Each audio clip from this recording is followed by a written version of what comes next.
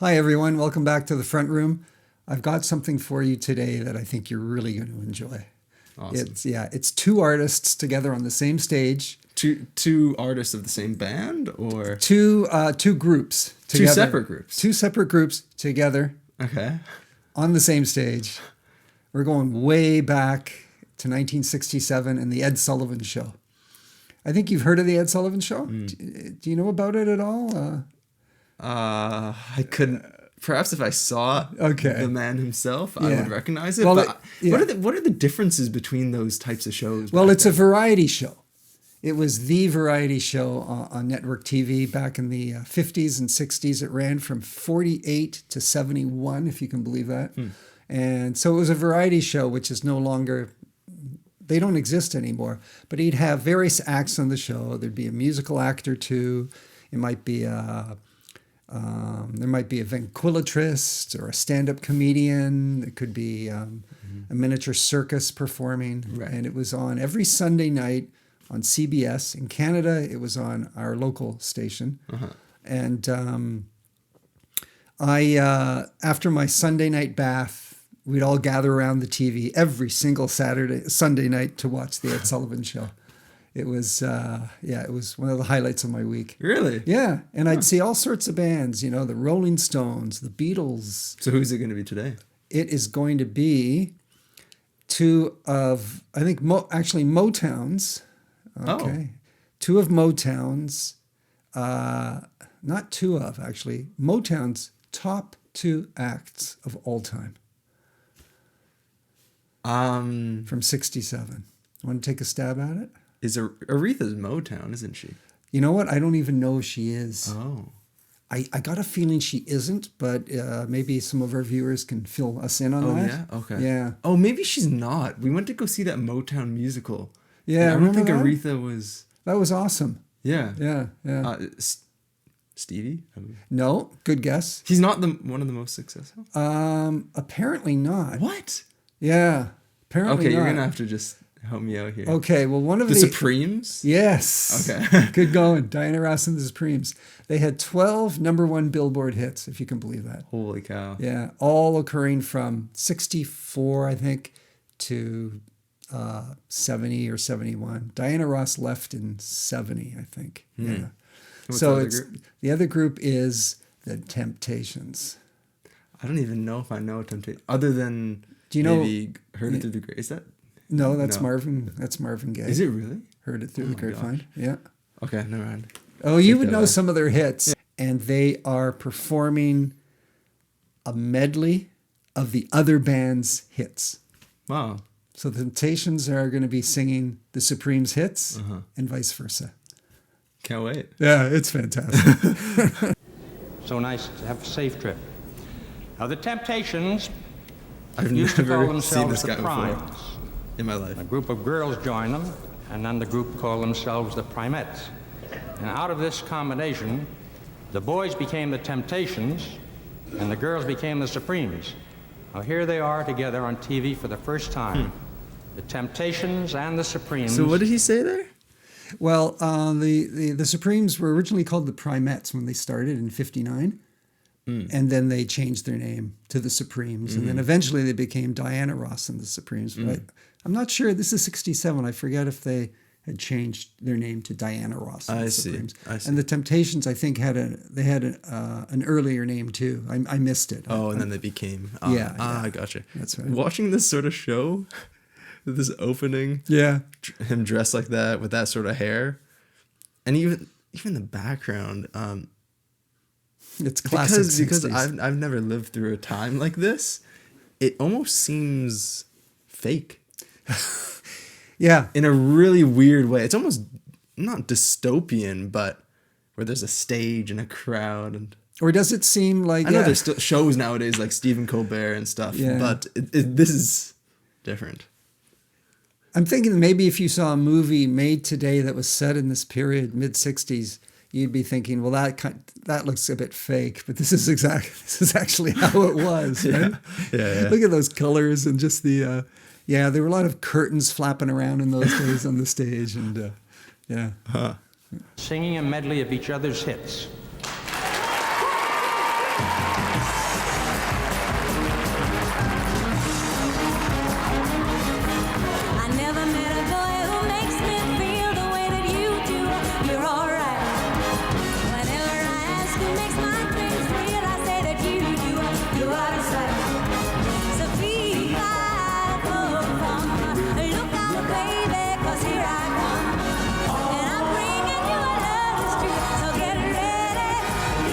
I really like her voice.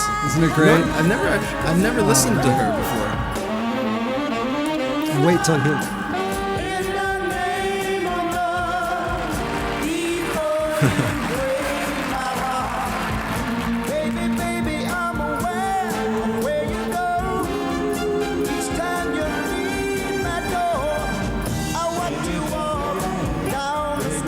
So much power in her voice. Yeah, what a voice, man.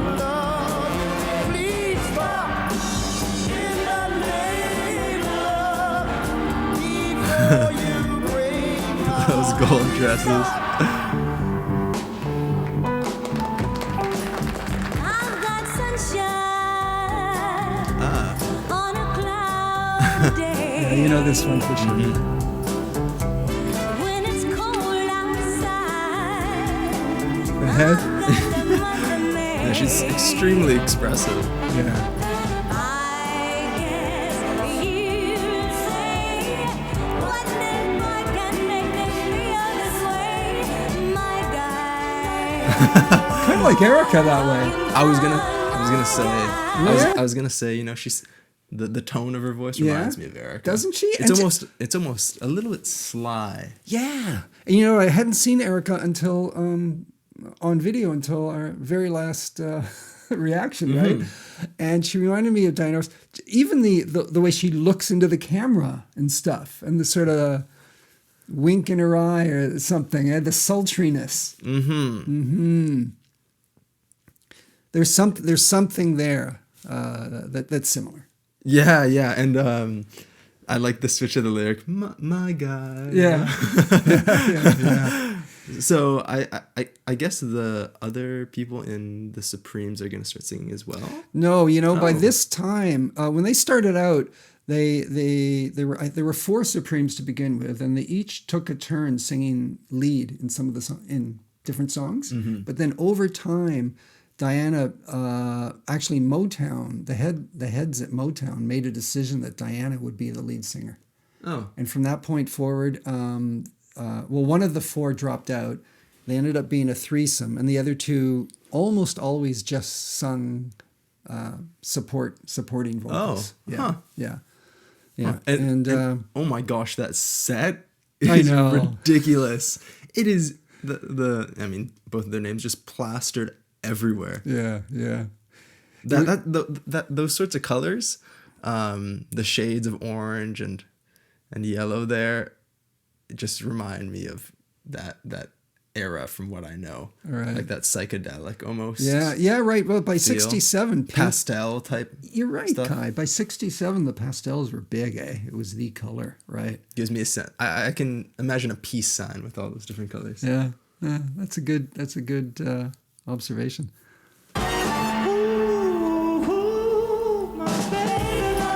Oh, this is a really good song.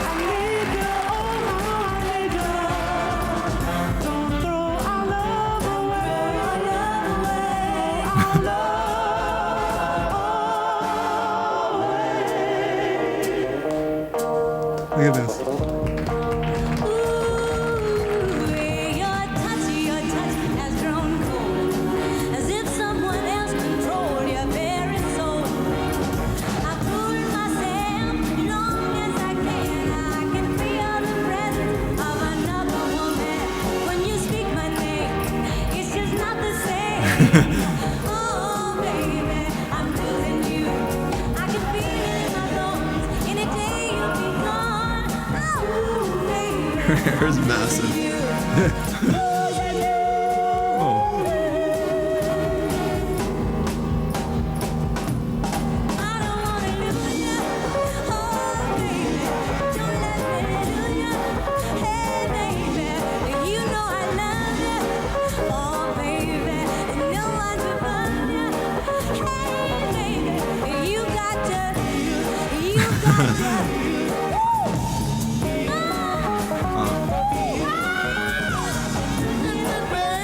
You can tell she's a star.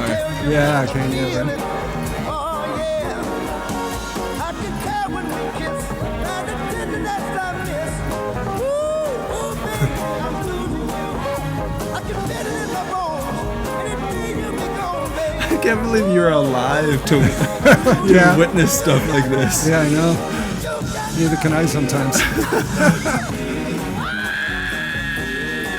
Wow. So is he the main guy? At this point, yeah. I mean, the Temptations are still going, I think, almost. They've been around for decades.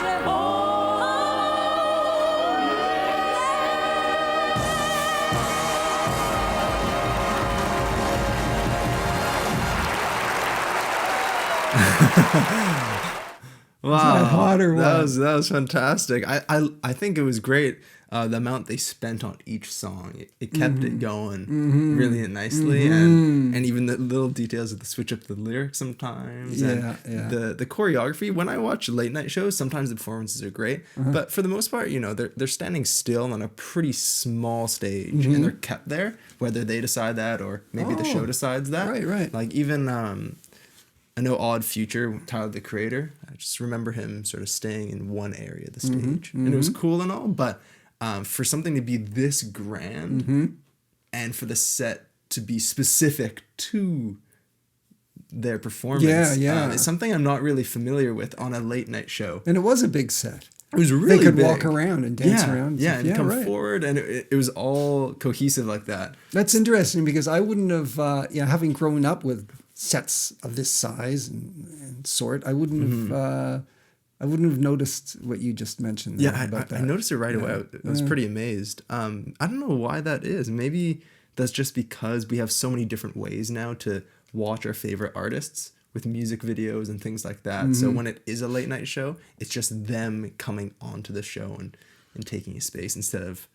Maybe there's an appeal to intimacy too. If it's a smaller set. Yeah. I thought of the Tiny Desk, a Yeah. small space and, Yeah. very intimate that way. Maybe that way. So I know you like Diana Ross a lot. Oh, yeah. Is she your favorite from that sort of Motown era? I'd say of all well, the... Stevie, but... Well, yeah. Of the... I mean, I don't know why I necessarily have to divide them between, male and female, but among among female American artists of the 60s, yeah, she's definitely my favorite. No question. Yeah. For me, it'd be Nina. Nina. Well, I don't even know Nina. Yeah. Simone? Well, I don't know. I say Simone. Yeah, I don't really know her other than 2 or 3 songs you've played for me. And I really like those. Oh, so. she's amazing. But it's great to hear a difference because I've never actually heard, like I said, Diana Ross sing before, and to see her do it as well. Yeah. And for music that has good lyrics for what it is, but doesn't transcend into something else.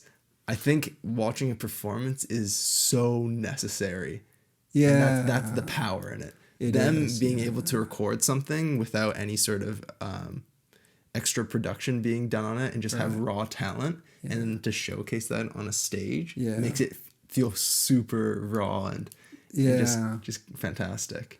And which isn't something that you hear as much anymore, just because.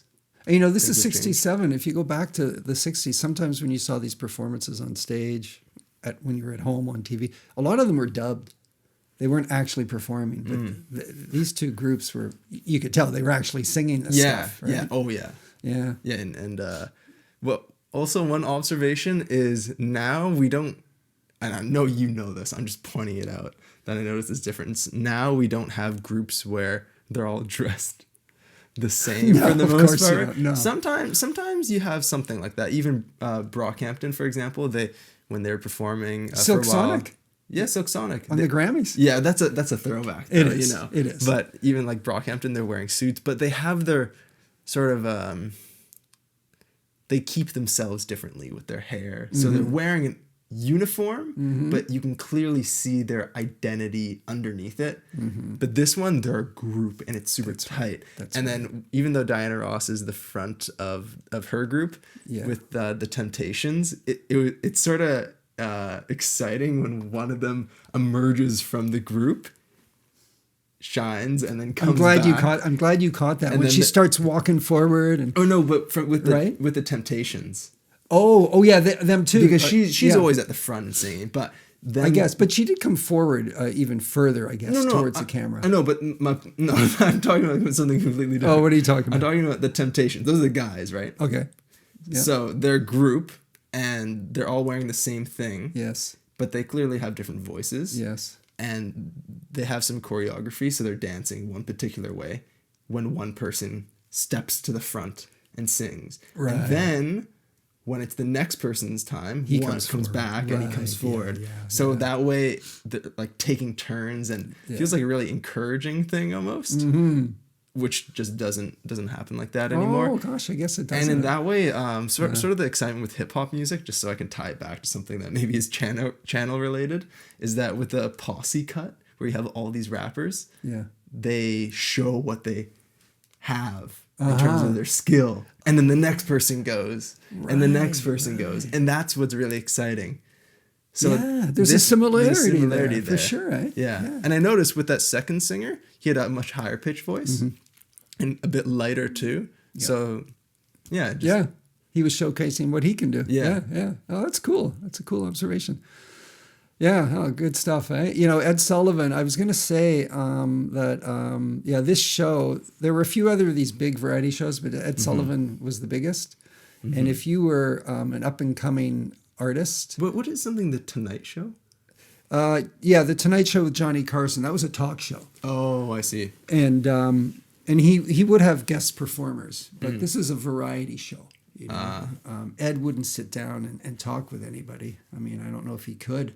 He was, he was just the stage guy. What a job. I know. So, he looked so kind of serious, but there was a twinkle in his eye, right? And he'd always start off by saying, what was it now? I think he'd say, "We have a really big show." Big show? Yeah. Yeah, that was his standard expression. You know what? In Pulp Fiction, which you know is one of my favorite movies, when two of the main characters, you haven't even seen Pulp Fiction, so I'm saying two of the main characters go into a restaurant, it's sort of 50s and 60s themed, where they have workers there dressed as famous people of the past, like Marilyn Monroe. And Ed Sullivan, now I know that that's Ed Sullivan. Right. In that. Everyone knows scene. That and he says really what big you said. show. That's what he says in the movie. So I think that makes sense. What I was going to say though was that if you were an up and coming artist, you had to get onto the Ed Sullivan Show. It was a major milestone in your career to make it onto Ed's show. And for people at home, we didn't have MTV. We didn't have Saturday Night Live, which has a musical act every time. You didn't have that back then? No, not at all. Huh. So other than buying singles and other than buying albums, the only way you would see these artists is if you saw them on TV. So the Ed Sullivan Show was a huge show for that reason alone, right? I can remember after the Beatles quit performing live, they released a few films of some of their latest songs, Penny Lane, Strawberry Fields Forever, Hello Goodbye. Yeah. Well, Magical Mystery Tour was a movie right. itself. But those songs would be released to the public through the Ed Sullivan Show. That's the first place you would see the music video. Those music videos. Oh. And I can remember. I'm the Walrus. I don't think that was. Maybe it was. But I can remember definitely seeing Strawberry Fields Forever for the first time on Ed Sullivan. You remember that? Yes. Whoa. And it was just a magical moment. The Beatles. Yeah. So it was the Ed Sullivan Show was just massive for musicians. Wow. So anyway, going back to the Supremes, Diana Ross left in 1970, I think, and it wasn't a very pleasant departure. The other members were, I think, jealous of her fame. And then David Ruffin, who was the first guy who stepped forward to sing with that deep voice, wonderful voice. He also left the Temptations because he wanted, when the Supremes were renamed Diana Ross and the Supremes, he wanted the Temptations to be renamed David Ruffin and the Temptations. No way. Yeah. And he started going to shows in his own private limo. He wouldn't ride with the other members. He had his own limousine that was apparently lined with mink fur. No way. Yeah. And then eventually the other members said, we've had enough of him. And they somehow managed to get him kicked out of the band. Oh, jeez. Yeah. So anyway, Yeah. Yeah. Huh. that's just a little bit of info. Yeah. Glad you like that. Yeah, I really enjoyed it. I've never actually seen I've never seen a performance on a show like that from back then. Well, maybe you can hit some more early Motown. Yeah, for sure. Good. Thanks everyone for joining us for this one. Hope you liked it and see you again soon. See ya.